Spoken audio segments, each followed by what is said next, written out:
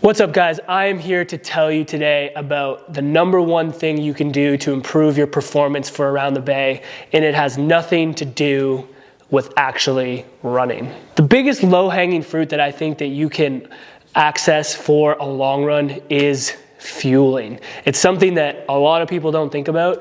I've had many conversations with people over the last couple of weeks as they're getting ready for around the bay that haven't even thought about what they should be taking before a run, during a run, after a run.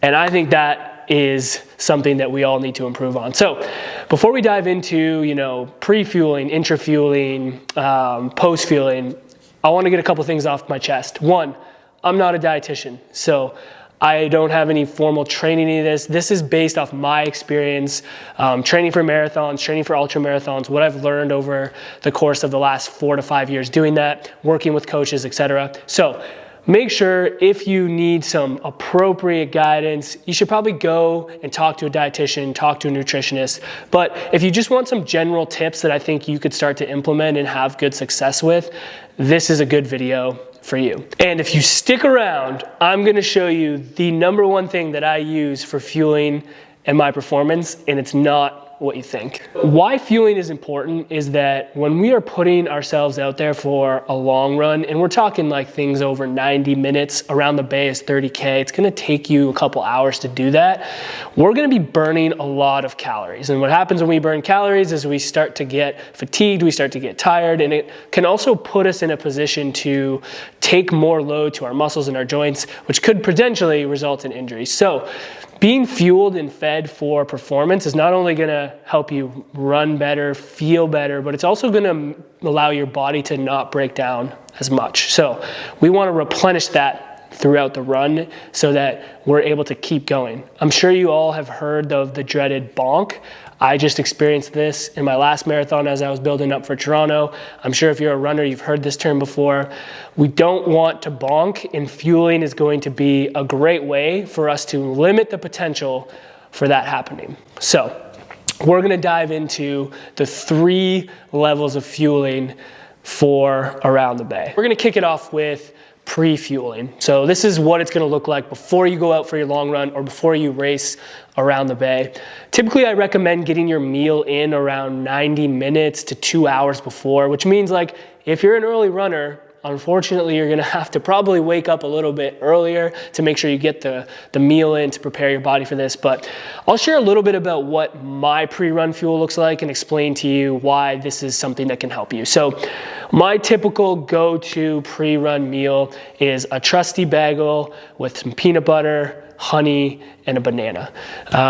This is a great way to get some carbohydrates into your body that are going to be easy to digest, are going to fill up your glycogen stores, which just is a fancy way for saying it's going to fill up your body with the fuel that you're going to be burning through that long run. Typically for me, I'm looking to get anywhere between like 90 to 120 grams of carbs prior to a long run.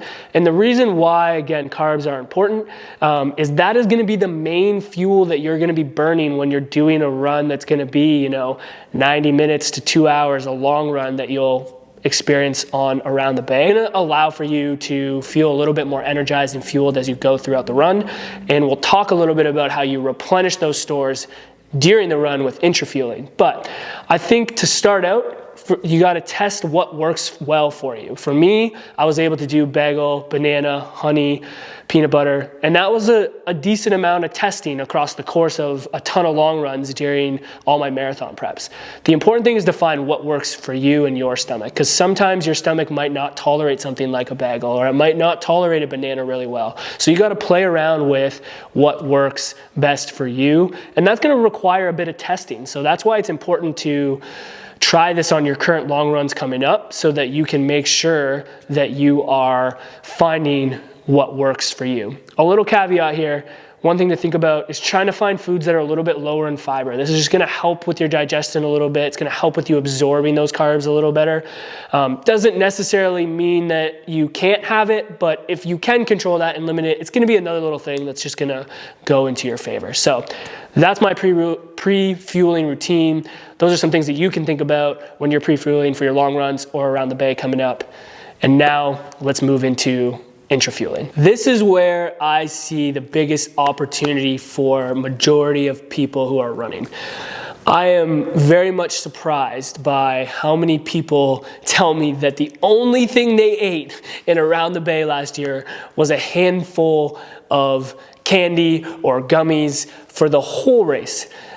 There's so much opportunity to, one, make yourself feel better when you're running 30K, two, to perform better by just fueling and replenishing those glycogen stores that we mentioned in the pre-fueling. So there's plenty of ways that we can do this. I'm gonna take you through what's worked for me and then give you some examples of some of the other things that you can do.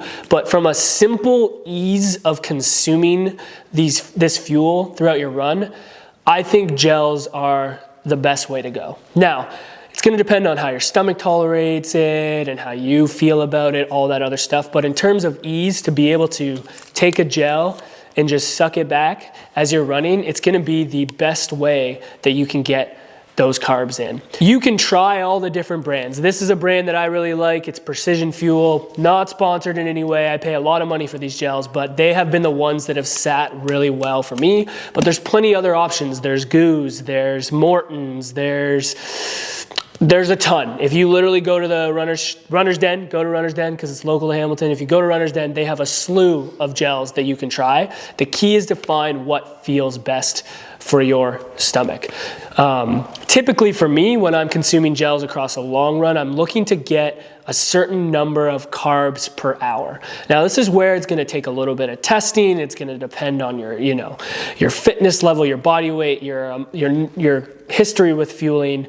But I'm looking to get roughly anywhere between 60 and even for me as high as 90 grams of carbs an hour. Now, I know this is a lot.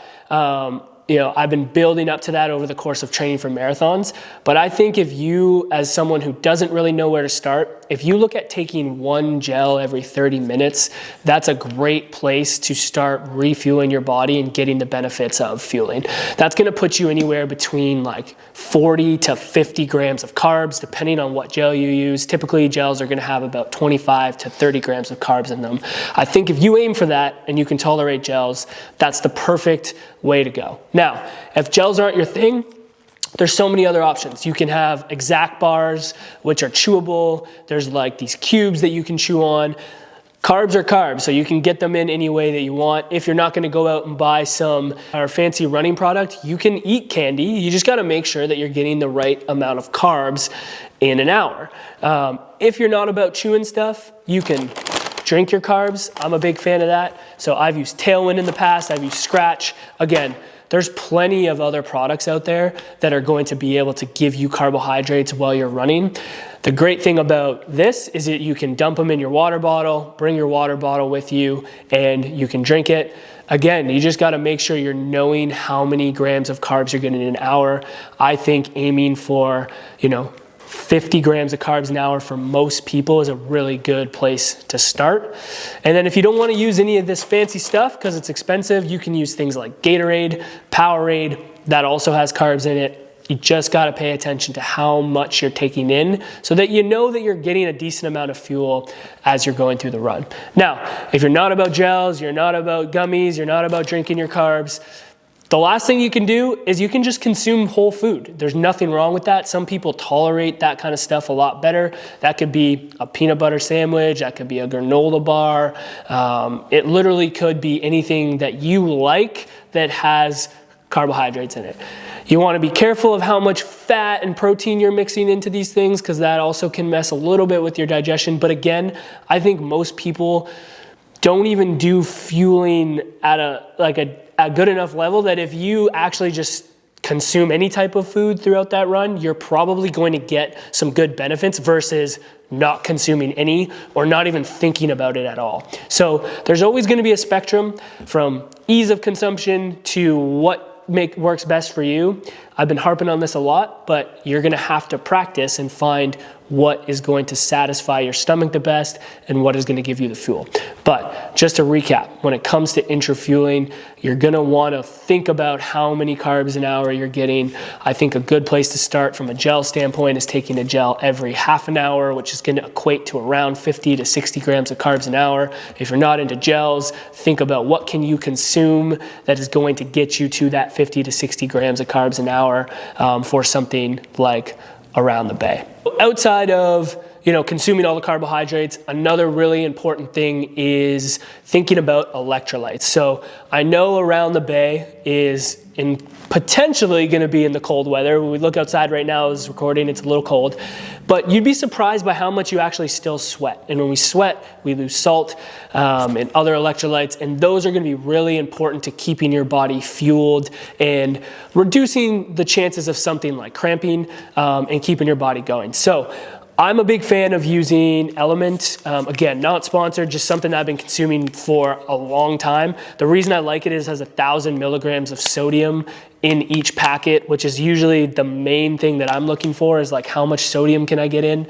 So that's a really great way to keep electrolytes up. I would suggest looking to take one of these, this much sodium on a run. Another way you could do it is using Gatorade, because that has electrolytes it's going to replenish. There's plenty of other electrolyte products that you can use. A lot of times these also have some electrolytes built into it, so you're going to be replenishing the loss of those electrolytes. But it's something to think about, because you want to make sure that you're staying hydrated, and I think we don't realize the importance of replenishing with electrolytes versus replenishing just with water. Water's good, but sometimes if you're over consuming water and under consuming your electrolytes, you're actually leaving yourself being a little bit under fueled. And I'm on the side of, let's fuel our bodies the best that we can to perform our best, but also to make sure that our bodies aren't breaking down, which means we're going to recover better, which means we're going to more than likely reduce the potential risk for injury, which is going to keep us running longer. So all of this stuff plays into those things. So another thing that you might be asking is like, how do I carry all this stuff?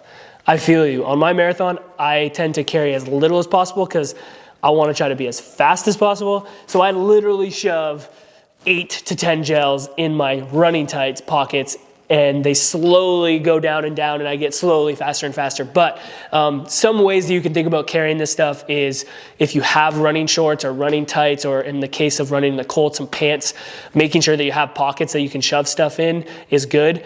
As you guys probably know, some running shorts have less area for carrying stuff. Other shorts and products have more. So if you're going to be carrying a lot of stuff with you, make sure you have more pockets. Another great way is you could wear a running belt.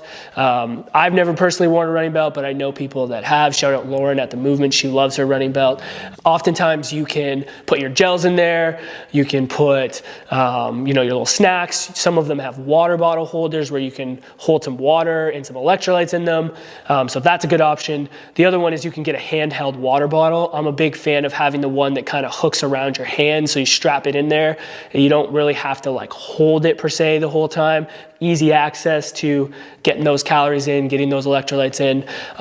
So those are kind of a couple different ways that you can think about carrying it. The other one is, if you want, you can put on a running vest. That's another popular option. You can have water bottles in that running vest. You can store your snacks. You can store your fuel. Makes it a little bit easier to carry all the fuel.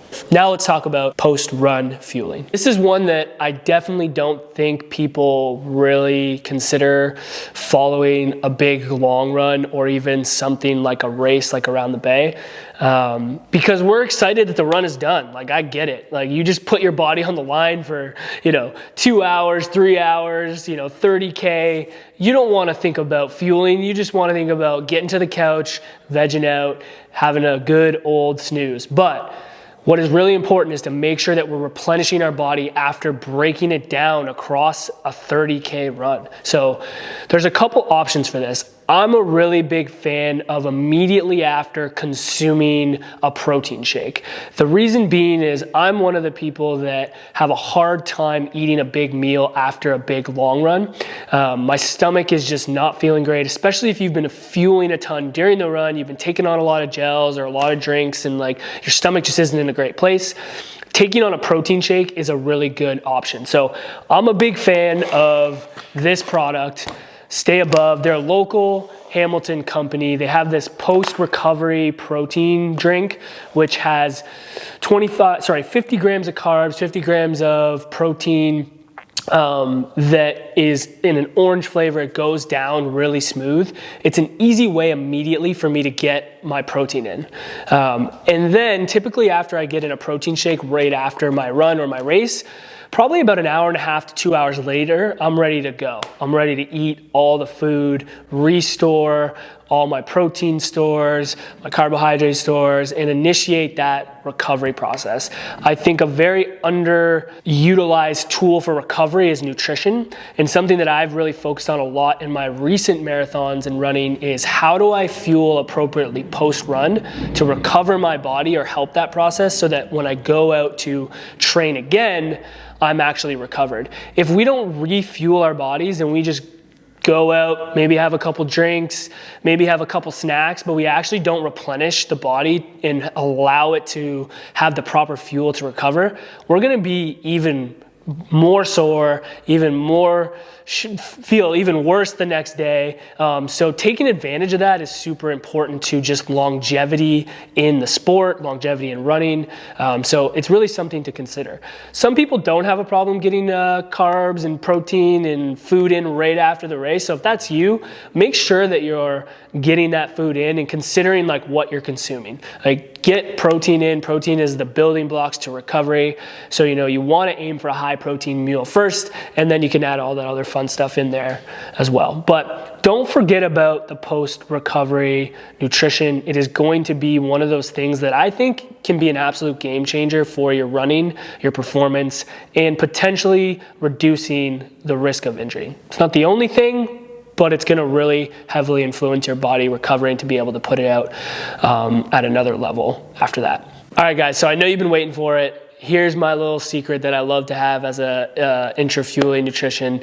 I'm a big fan of Sour Patch Kids. There's something about the sour and then sweet nature of that candy that just like 25K into a long run, it just hits so good for me. I absolutely love it. So that's my secret. If you guys want to try it out, give it a try. If you have a little secret or your favorite running snack that you think some other people should try, drop it in the comments below. Let me know what you like. Maybe it's Sour Patch Kids, maybe it's Fuzzy Peaches, maybe it's something completely absurd, but let us know. That's going to be the video, guys. Just to wrap up, focusing on those three areas, your pre-fueling, your intra-fueling, your post-fueling, is a great way to start improving your runs without actually changing any of your fitness. I think it's such a low-hanging fruit, and I think if you're heading into Around the Bay this year and you've never considered any part of this fueling, give some of these things a try, and it's going to be your opportunity to see how much of a difference it makes. I highly encourage you practicing these things before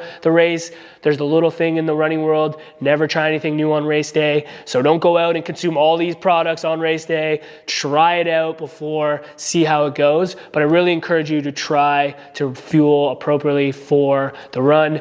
If you guys have been fueling for a while, drop us in the comments below. What is your favorite way to fuel? What do you think about getting on your Intra-Run? What do you do pre? What's your favorite post-run meal? Let us know in the comments. And then guys, we've put out 2 other videos about Around the Bay. One about 3 things that you need to consider if you're running it this year. The other is the strength exercise that you need to keep in to crush the hills. Check out those videos. And if you want to see any of our other content, make sure you subscribe to the channel. We're on a mission to get 500 subscribers at the Movement YouTube channel this year. We need your help, so you can subscribe so you don't miss out on any of the videos. That's all we got for today, guys. Get your fueling in, have some fun, enjoy, and let's crush those long runs. We'll see you in the next one. Peace.